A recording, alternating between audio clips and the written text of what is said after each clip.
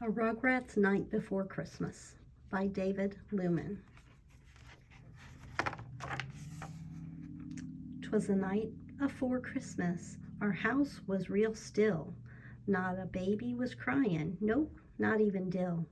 Our stockings were hung by the chimbley in pairs, so Santa could fill 'em with sweet dummy bears.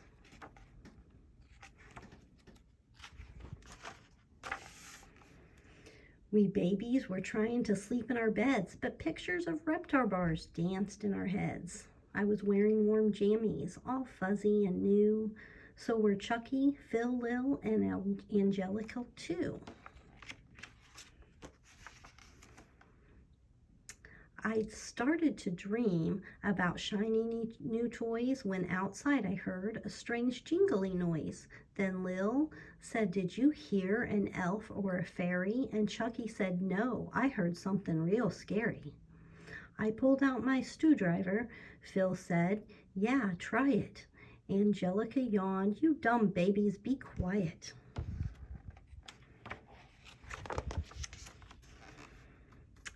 I flipped back the hook and climbed out of my crib, then crawled to the window and sawed it no fib. Some kind of wagon that looked like our sleds being pulled by big doggies with sticks on their heads.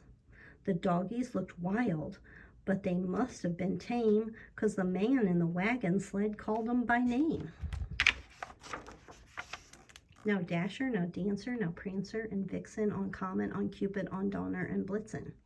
As soon as they heard him, without even trying, those stick-headed doggies were floating and flying.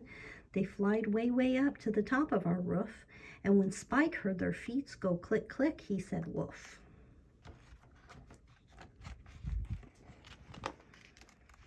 "Come on, Chucky," I said. "Let's see what made Spike bark." But Tommy, he said, "I'm scared of the dark." We walked down the stairs. Well, really we sneaked.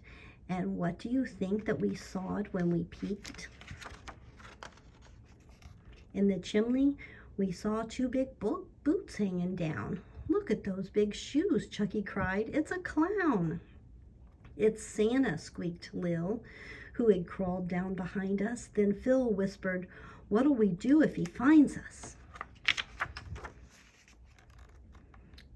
"We gots to be quiet," I whispered right back. "Let's see if he eats all those good nummy snacks."